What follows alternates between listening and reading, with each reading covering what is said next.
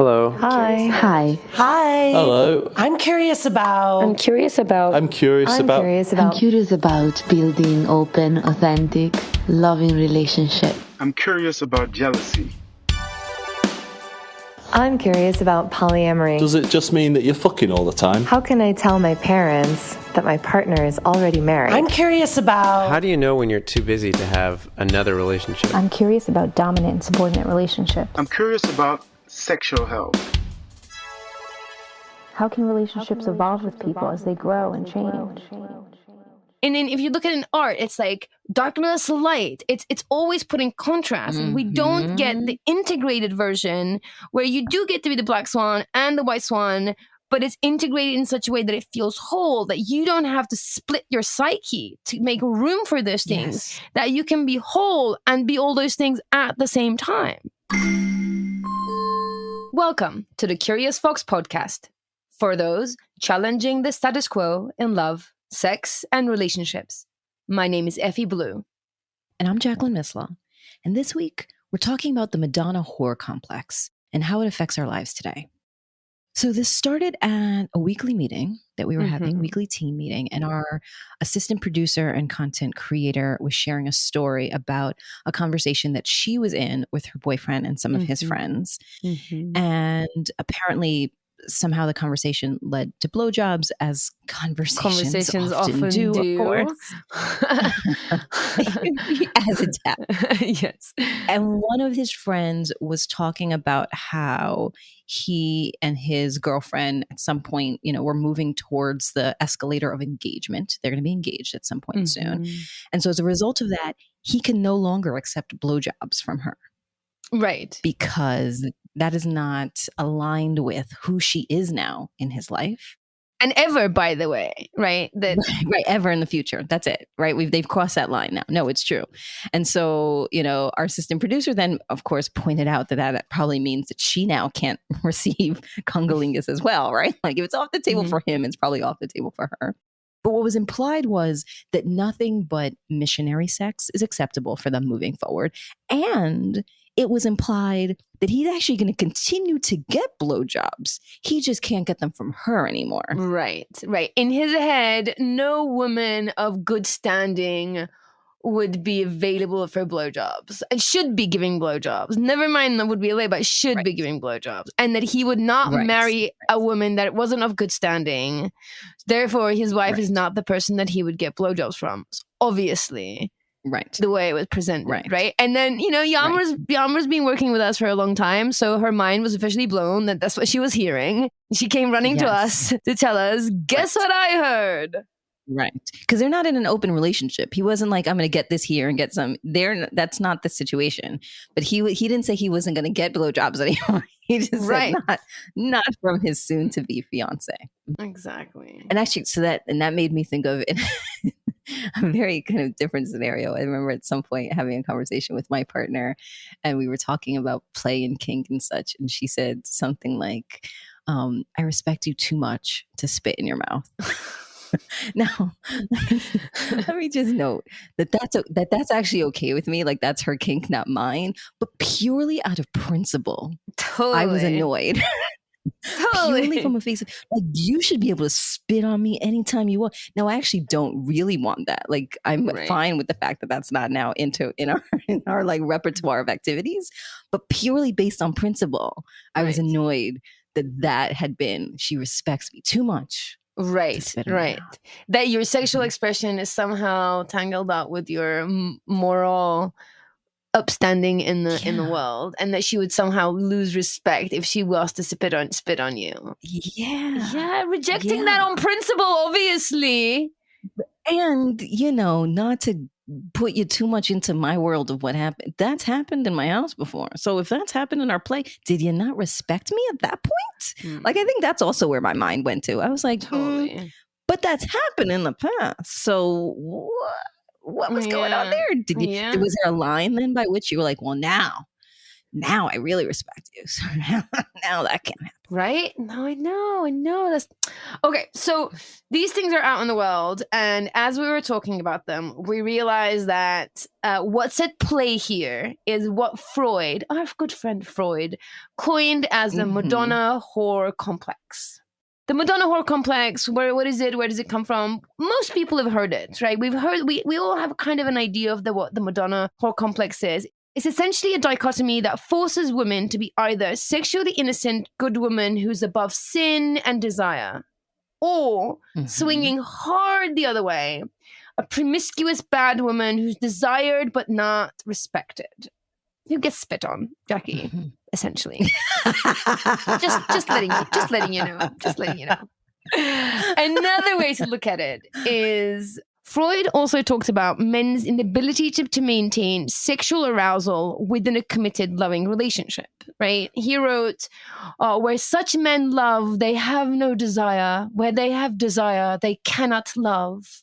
It sounds like poetry when you say it, though. I know, right? But it's like, it's terrible. It's so frivolous, right? And essentially what Freud was saying is that men see their wives as their mothers, and because they see them, they associate them with their mothers, they can't get into an erotic space with their wives, right? Which is the right thing to do. If you think of your wife as your mother, you shouldn't fuck her. That's right. The problem is not that. The problem is that you're seeing your wife as your mother. That is the problem. And of course, Freud would think that way. That was where his head was at. So I get that. But this idea of the Madonna-Whore dichotomy has been around for a long time, way before Freud was getting all high up in his cocaine and thinking about the Oedipus complex. This was happening. The Madonna-Whore dichotomy has been a big part of the Abrahamic religions and mythology. The most prolific personification of the Madonna-Whore are, of course, the two Marys, Virgin Mary, literally Madonna herself, and Mary Magdalene, the elusive bad bitch of the Bible. Yeah. Meanwhile, researchers have realized that Mary Magdalene has been associated with the whore, the prostitute who washed Jesus' feet, and the adulteress who was caught in the midst of adultery. But there is actually nothing that connects these women to each other. But somehow that Mary has taken on everything and anything.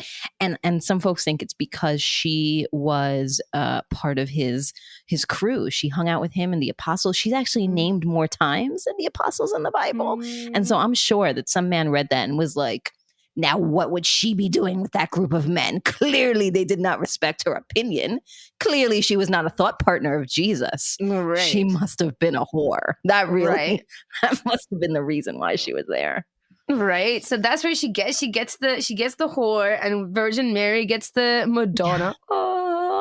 So this is, we think, okay, yeah, this was a thing, and it all sounds kind of cool, but archaic at the same time. But then, is it? Because we heard this conversation from our assistant producer 4 days ago. Right, exactly. And have experienced it. I mean, yes. This is something that we are feeling, that there is this, the patriarchal kind of conservative systems have been designed, as we all know, to oppress women, both Madonnas and whores, right? To objectify, to idealize, to depersonalize. And so then it causes disconnection. There are unrealistic expectations that show up that then lead to feeling personally dissatisfied, feeling dissatisfied in your relationship, because they're just these caricatures that we are expected to play and that we reinforce with each other, men and women alike. I want to put that out there. This is, it's a patriarchal system, but we are all buying into those archetypes. Absolutely. And we've actually are familiar with this dynamic, and we've heard it called different names, right? But a rose by another name would smell as sweet, right? So we've heard of it in good girl, bad girl, wife, mistress, the angel and the siren, right? And we've even had people personify this idea of the Madonna and the whore, right?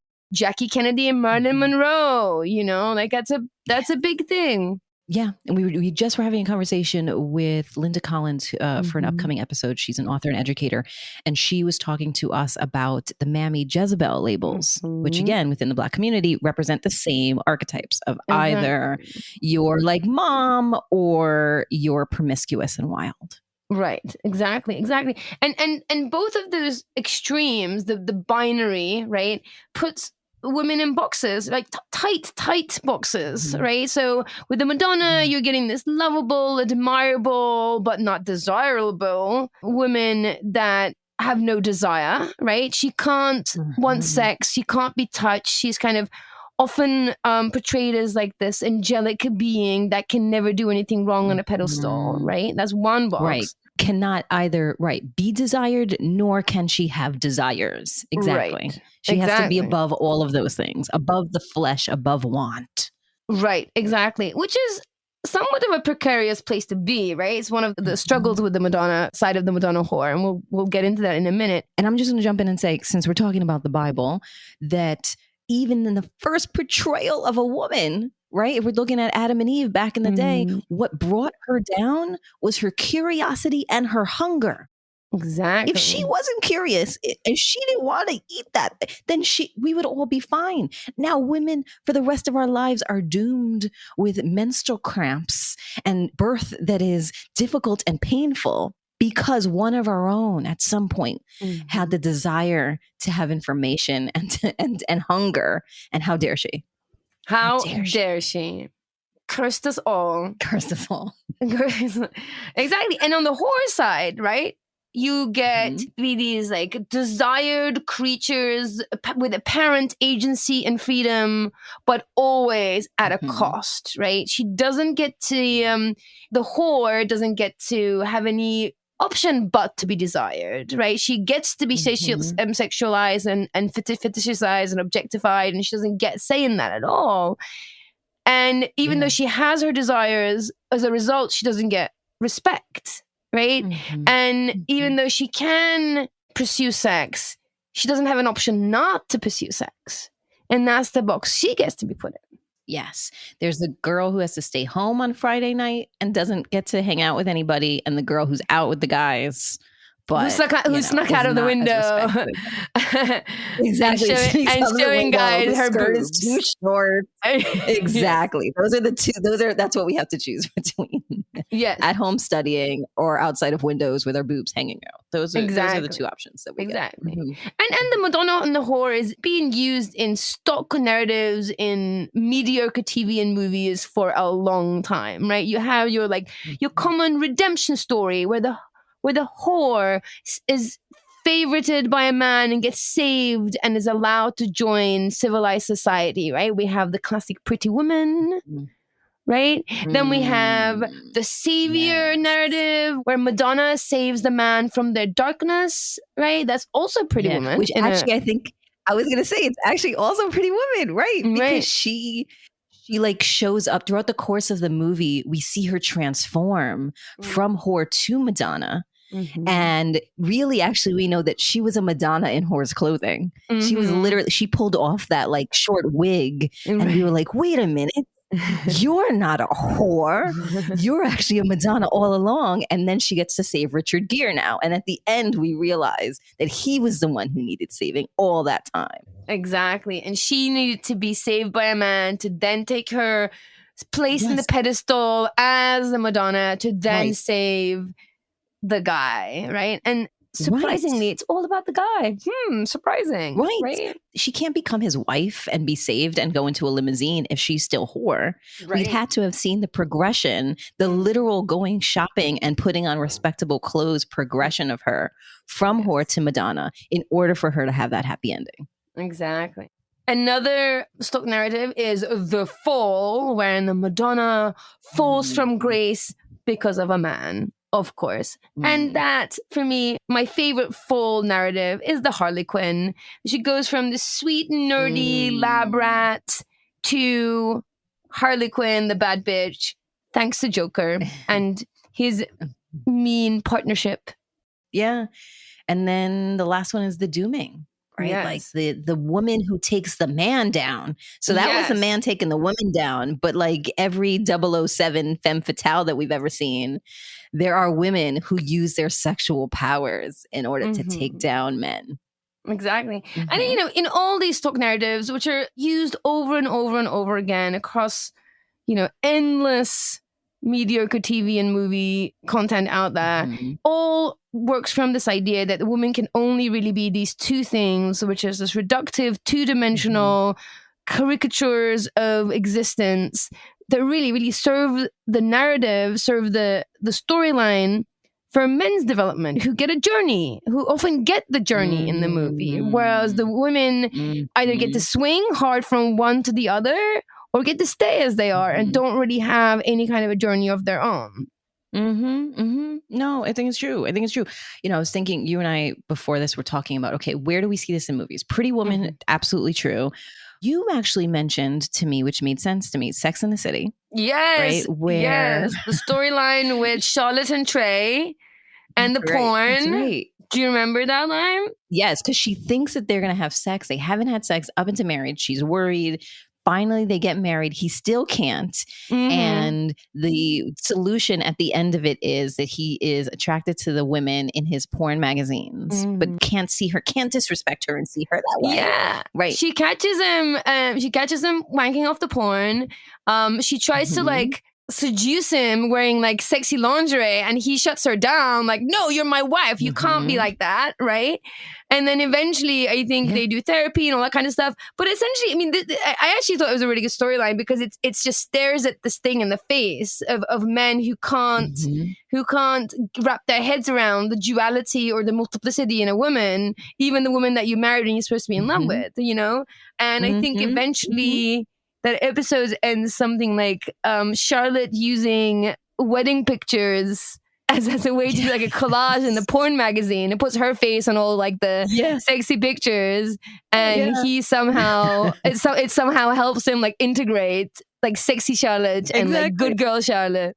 Exactly. All the pictures that she did not like from her wedding day, she cut out the faces and put those faces on the porn magazines. Yes. Exactly. So there's that. I mean, there's Handmaid's Tale, which is quite literally the separation between the wife and the whore. And what makes it actually more complicated is that the whore is the mom, but not really the mom. Like she has to have the sex and like produce the child, but she's hatch the child. Right, exactly. She's like the breeder, right? But she's not the mother. Those are two different things. Right. And so there's like, you can see it in their colors and their style. Like they're just separated very differently.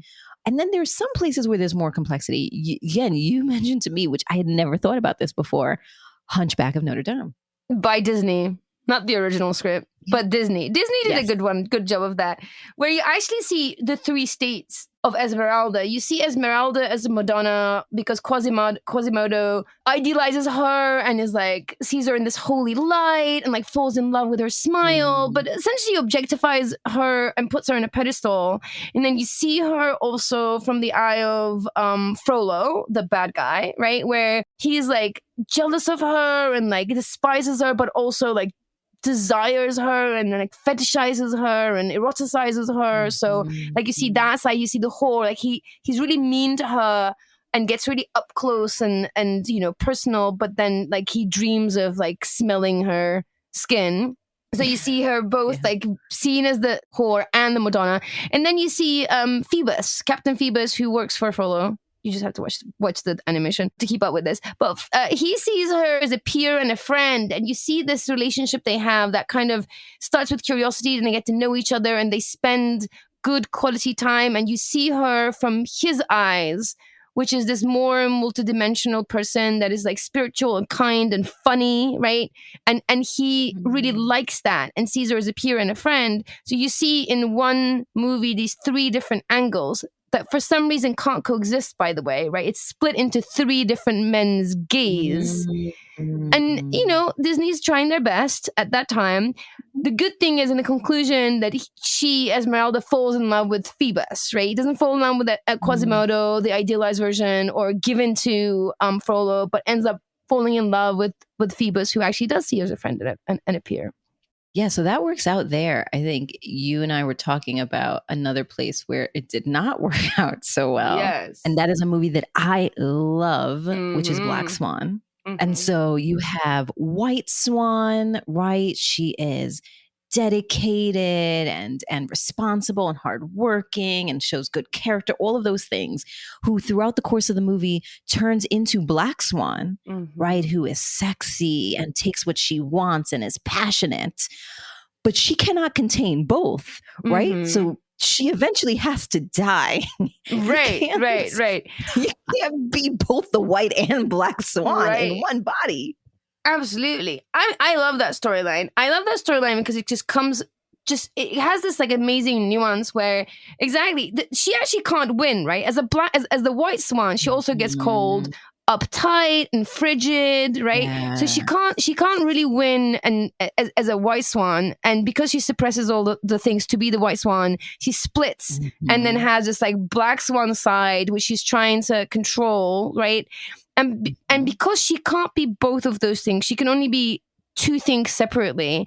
The idea is that she's supposed to stretch to then contain these two parts that are separate. So she is the one that has to stretch to try to contain those two parts of her that don't want anything to do with each other, which causes her to go crazy and die, right? Which kind of is true. And we saw that in real life with Britney Spears, right? Yeah. This idea of she was like the sweet angel, the good girl with the purity ring, like the holier, the holy Britney Spears, coming from the Disney Club, right? Yeah, the Mickey Mouse Club with Disney. Right, the Mickey Mouse Club. Even then, like she had to walk this really tight rope as like being this like sexy virgin, which is a mind fuck, right? Yes. And the Catholic schoolgirl. Exactly. I was just going to say that. They played into that beautifully with the Catholic schoolgirl outfit.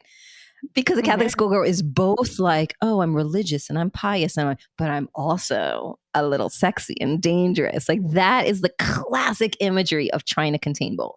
Exactly. And she was then, and then anything that she did it was okay for her to be sexy on stage, but if she showed any kind of sexual interest in anything, then she was like immediately shut down, immediately told she was bad. All that drama with Justin Timberlake, right? So that was like Madonna, like she was like the Madonna under pressure of this like mind fuck that she had to be because of her marketing. She then swung hard the other way and ended up being deemed as this like whore, terrible person, bad mother, representing this like the dark side again, that she was so split in the eyes of society. She kind of broke, she also couldn't balance those two things that could only be addressed as separate. Like she just couldn't see a version of herself that was integrated because all that was projected to her were these two extreme sides. And she, like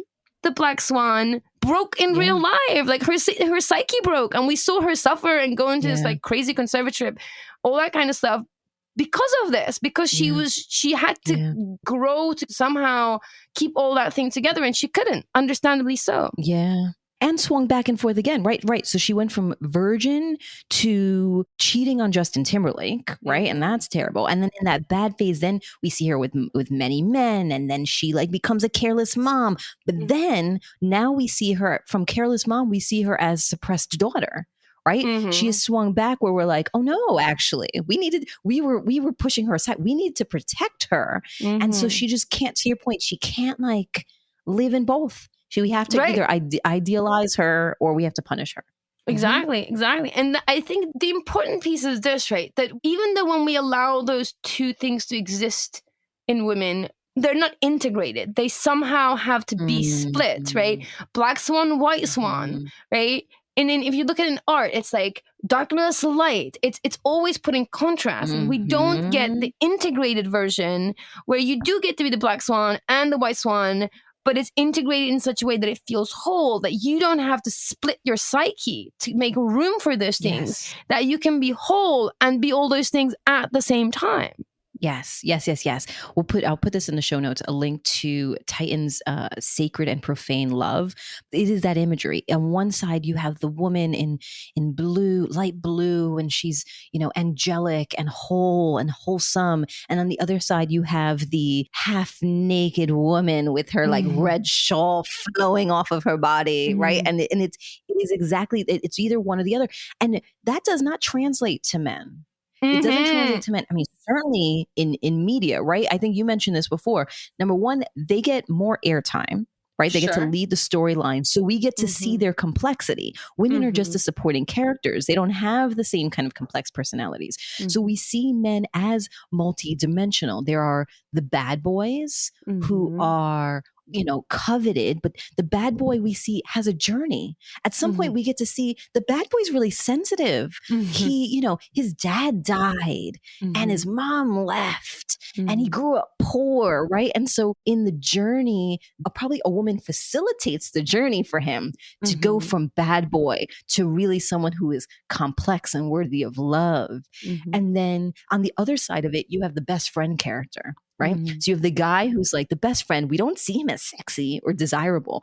But then again, he also has a journey, also likely facilitated by a woman, where he becomes confident because he finds the job that he loves, or he learns to speak up for himself. And then by the end, we see him as both the best friend and as really sexy and cute in a way we didn't notice before. And so the guys are allowed to have a journey and they're allowed to be both things. And we're not. We're not. Or when we are, we have to die or go insane. Exactly. Like, there's no happy ending. So to those who get to be the both, there are no happy endings, right? That's the thing. Like, you get to be both, but it comes at a cost. I was going to say, right, in Julianne Roberts, we see her go through that transition, but she's not both at the end. She's not whore. She doesn't like stay a prostitute and become his wife. At the end of the movie, she's going to go back to school. She's moving out of LA. She's going back. Like, she's like, I'm wholesome now. My hair is down and flowing. I'm no longer wearing that short wig. I have now transformed. Where bad boy gets to be bad and sensitive and best friend gets to be kind of nerdy and sexy. They get it all. Yes, exactly. And by the way, this archetype sucks for everyone. And first and foremost, of course, sucks for women, because it makes us reduce down to these characters, these caricatures. It sets up the cultural dynamics around how we treat women and what we expect from relationships and how men view us, how we view each other, right? It pits us against each other and all that kind of stuff. It strengthens the patriarchy, right? All those shitty things for women. And it's also shitty for men, right? Because men can't hold this idea of having a complex woman in their lives, right? They say things like, my wife is not where I get my blowjobs, right? Like, it causes disconnection and it causes dissatisfaction, and it is confusing for men as well. Yeah, no, I think it's true. And I think what's hard then is in real life, when you try to put the two things together, right? And we find ourselves as women in possible situation where we have to be pure before marriage, but then know how to satisfy a man after marriage. But not have fun doing it. Yes. But also not be a downer. Exactly. Yeah. You can't have fun. It's like the Goldilocks of fun. Like, you have to have just enough fun that you're not a downer, but also not so much fun that you look like you're enjoying yourself. That would be terrible. Exactly. Right. You have to be pure, but somehow also have to have a child, which would involve sex. But only probably once. You probably only have sex once to have the baby, and you didn't enjoy it even. Like, you just had to do it. Sure. You closed your eyes the whole time, and now you're a mom, so now you don't need to have sex anymore. Yeah. Exactly. And now you're nothing but a mom, right? You're not even a woman anymore. You're now a mom, which is its own identity that gets like slapped on you. You don't get to choose it. You don't get to choose what mom means. But now you're not even a woman. You're a mom. Yeah. No, you're 100% right. I think what's difficult now is the fact that in our present day, I think our ideas about feminism have kind of complicated and flipped the switch on that, like flipped the script in that we're now, feminism, I think, has been reduced to idolizing the bad girl. Yeah, third wave feminism is all about bad girls. We're part of our womanhood. We're living our best life, which includes being sexually open, right? We're not like the good girl is not desirable anymore. That's nerdy and docile, and they're rude and stuck up, and they're not feminist. Right. And they're boring, right? Yes. We have the transition from Miley Cyrus, right? Who, was like country, sweet, loving, character again on Disney Channel. Pure too, right? Purity, like purity rings. Yeah, all the things, right? Now she's like dancing on stage, little outfits, and people are like, what? We have, as I call it, the two. So we have the two Marys, we have the two Jens, right? We have Jennifer Gardner and Jennifer Lopez. We have Ben Affleck, who went with, with the archetype of the Madonna, and now is the archetype of the whore, which I'm not calling Jennifer Lopez or any of these women whores, but these are the archetypes that they play. And so there is the pressure to make that transition, and that's not something that easily be done. Yeah. Or there's like now the pressure to be both, like lady in the streets, freak in the sheets, right? Yeah. There's that pressure that's going on, right? Yeah. And I think the difficulty is now we've swung hard way in our third wave feminism, where the only way to be a feminist is to be, to be rocking your thong, sticking out of your jeans, and like having sex with whoever you want, and like flaunting your stuff and defining yourself through your sexuality. Now, as our listeners know, that's how we roll, right? And that's how we do that. That's we roll as your co-hosts, right? But that doesn't mean to say that is the only way to be, right? It doesn't mean that just because you're not out there talking about sex every single day of your life and flaunting your stuff, it doesn't mean you're not a feminist, right? The only way to be a woman is not through sexuality, which I think is important, because you're still defining womanhood and feminism through the male gaze as owning something that they see, which is this hypersexualized version of womanhood. And sure, we're owning it now, and it's now ours. But now we're saying it's almost mandatory if you really want to be a feminist woman. So I think it's still not quite settled. Like, we still haven't figured out a way to bust this Madonna-Whore dichotomy that we have to deal with, and still do to this day, through society, culture, arts, movies. It's still there. It's still prolific. Yeah. And even though we are owning it, I don't think we've solved it. And I'm even going to say, I think that the fact that we think that we're owning it is also something that still feels questionable to me, because at the end of the day, it still is in relation to the male gaze. Yes. Right. So so these archetypes are all in relation to men. They pit women against each other because it's about attracting, keeping, fighting for, pleasing a man. And men and patriarchy can either give you or strip you of your title. It's why women who are sexually assaulted sometimes do not want to tell people, because they believe that they are going to be seen differently. That they who were assaulted are going to be seen now as a whore versus a Madonna because of the act of somebody else.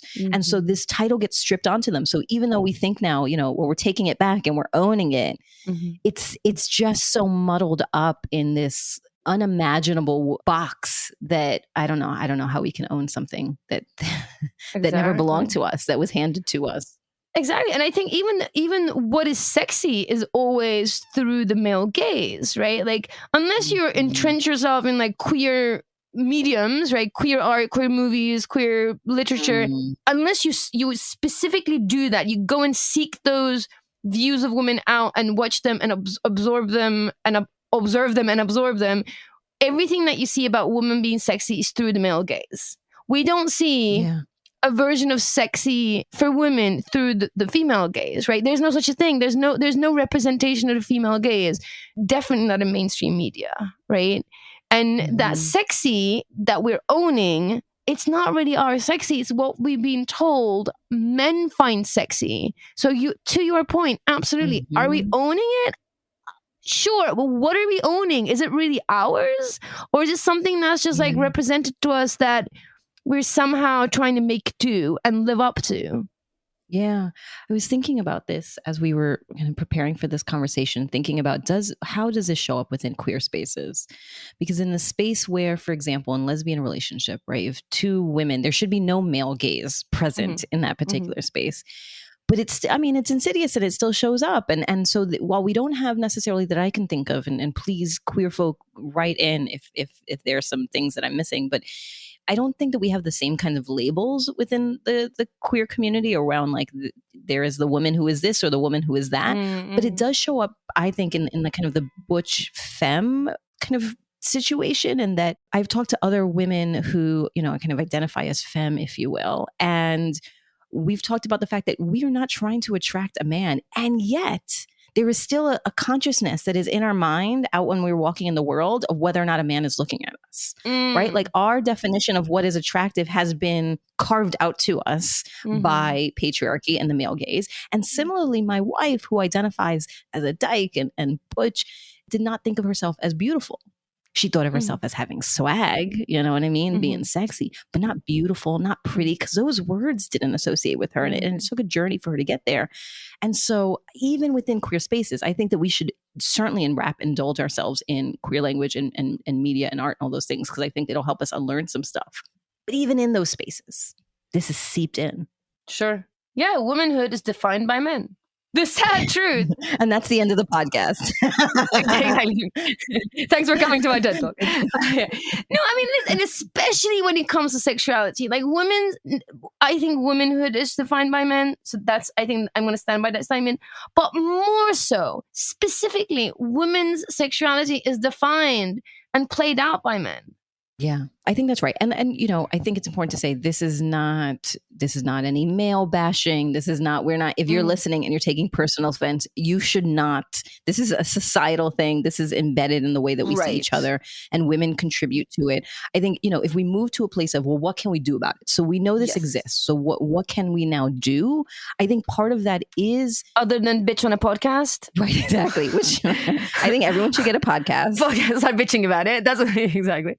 Right, exactly. But I do think that it is about trying to figure out what our role is in this, right? We did not create it, but we do perpetuate it. I think that it in the way that we see ourselves or our partners or our relationships, you've talked about the fact that this is one reason why people want to open up the relationship is because they don't necessarily see their partner as somebody who they can do both with. And so they want to, have their anchor partner, core partner, primary partner with their wife, but then also want to have a relationship on the side with the person who they can get blowjobs from.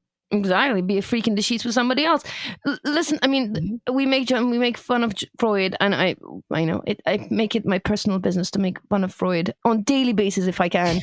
But what he's saying about men can't reconcile their wives from their mothers thing is true. It's not a true statement for everyone, but I have definitely seen that dynamic in my practice.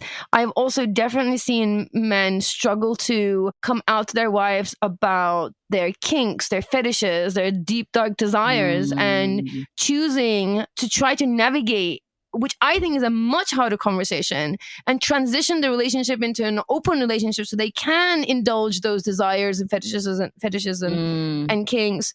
They're more willing to have much more difficult conversations about open relationships, transition the relationship into an open relationship, then turn to their wives or their primary partners and say, hey, I want you to spit in my mouth. And I will respect me afterwards. Yes. Yeah. And it leads to like a meta-more tension. And it's again, that space of like women kind of being pitted against each other because now, if that's the case, if I feel like you're getting something else from that person, and the classic like home wrecker stereotype of like the woman who's going to use her sexual prowess to like take everything from under my feet.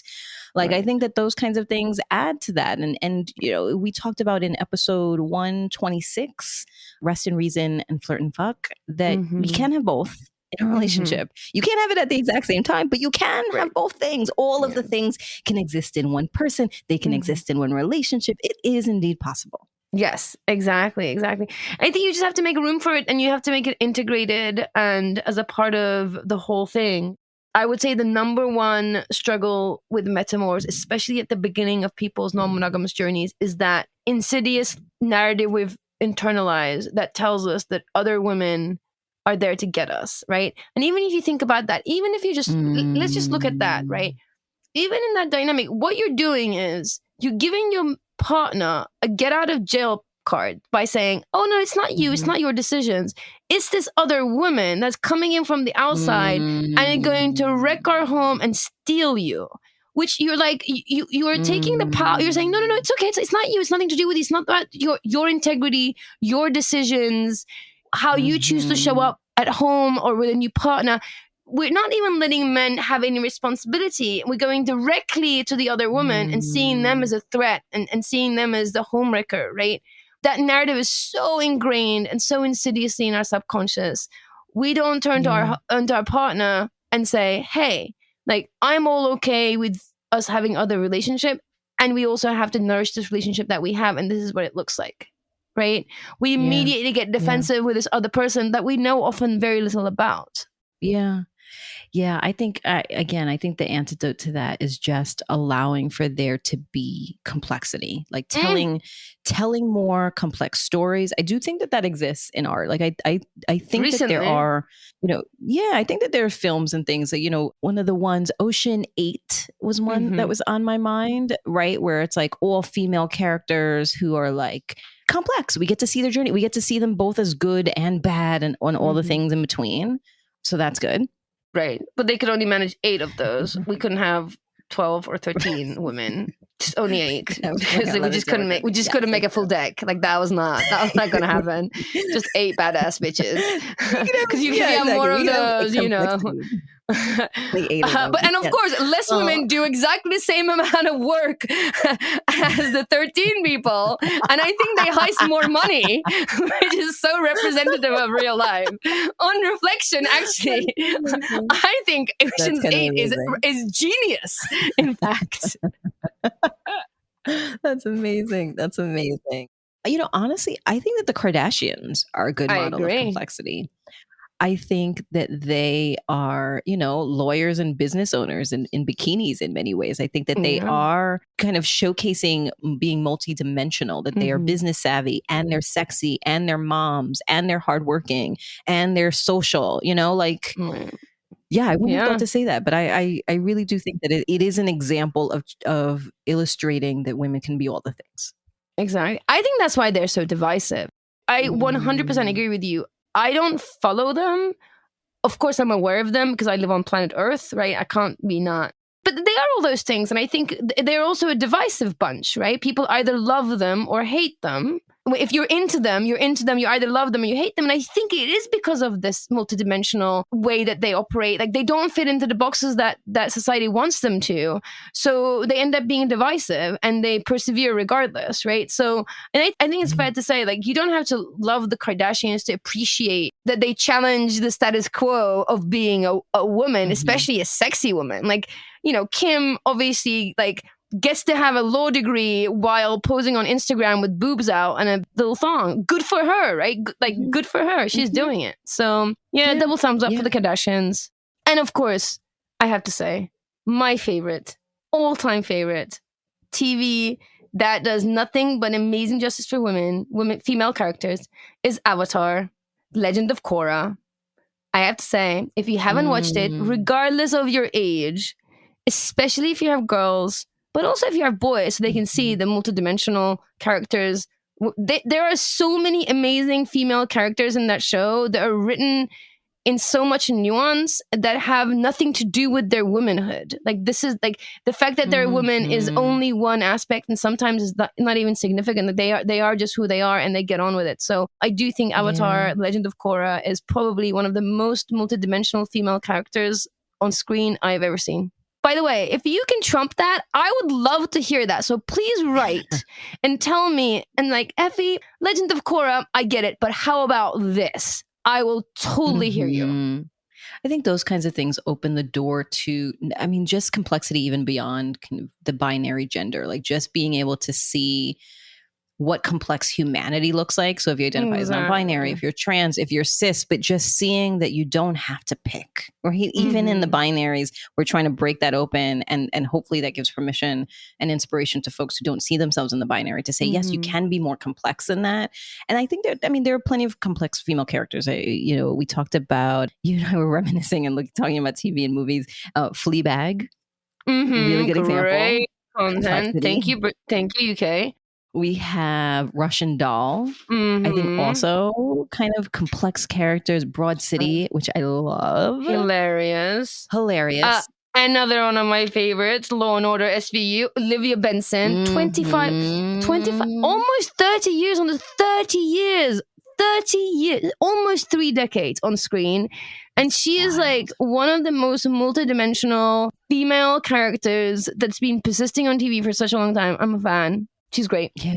We should watch more of those things. Watch less of the things that create these stereotypes and archetypes. Watch more of these kind of complex characters. And then I think for me personally too, this is about living personally in a space where you invite in complexity, right? Personally in how you show up in spaces, personally around how you talk about and think about people. Like women, we need to stop calling each other sluts and whores or prudes and uptight. We need to stop doing that. Like we are perpetuating these things. And so we need to show up as complex in how we show up in the world and give space for other women to do the same. Exactly. And honor that.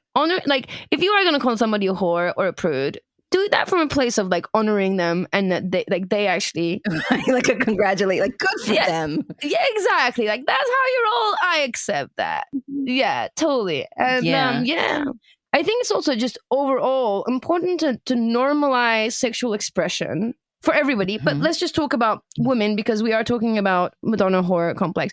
But normalize sexual expression and separate it from your character and your moral standing. You can't be that just because you have a lot of sex, therefore you're a bad person, right?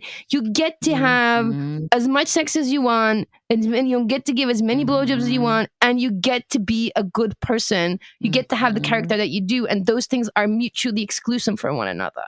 And I think that is really important.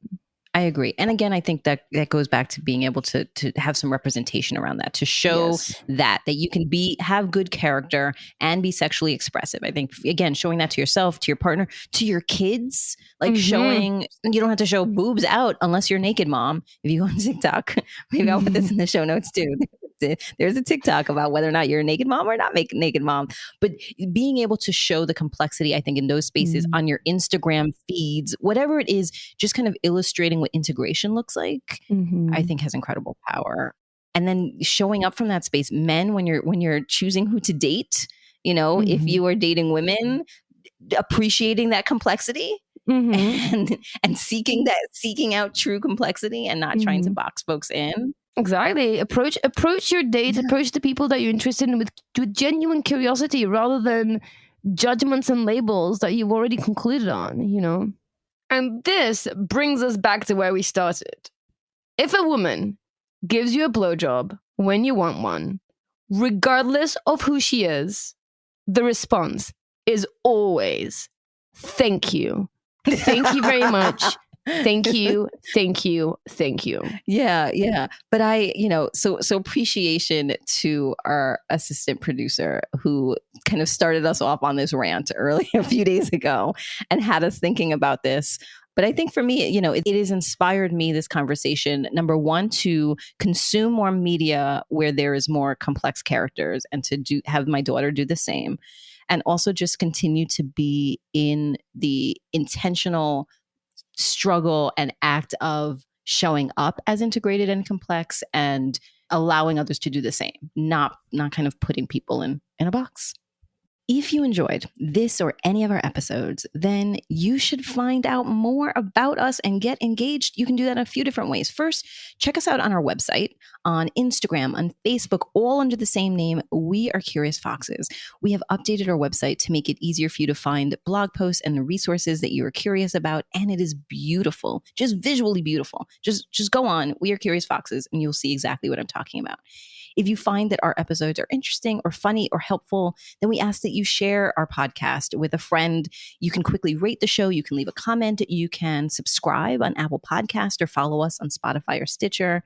It will only take a few seconds of your time, but it's going to have a big impact for us. And if you want to support the show and you want to continue to indulge your curiosity, then you should be joining us on Patreon. Go to Patreon at We Are Curious Foxes, and you're going to find mini episodes, podcast extras that we couldn't fit into the show, and over 50 videos from educator-led workshops. So go onto Patreon, We Are Curious Foxes. And then, of course, let us know that you're listening. Let us know if you have a comment, a story, a question, or an episode idea. You can email us or send us a voice memo to listening@wearecuriousfoxes, or you can record a question for the show by calling us at 646-450-9079. This episode is produced by Effy Blue and Jacqueline Missler, with help from Yarmor Erkische. Our editor is Nina Pollock, who we appreciate in all of her complexity. Our intro music is composed by Dev Saha. We are so grateful for their work, and we're grateful to you for listening. As always, stay curious, friends. Okie dokie. It is that time of the week. So that's where his head is. That's where his head is. Sorry, can I stop? Not the mother and the whore. It's the wife and the whore, because the whores are the mothers, because it's a fucked up world. That's right. Curious Fox Podcast is not and will never be the final word on any topic.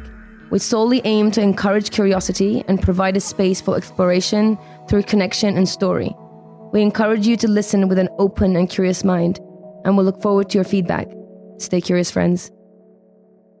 Stay curious. Stay curious. Stay curious. Stay curious. Stay curious. Stay curious.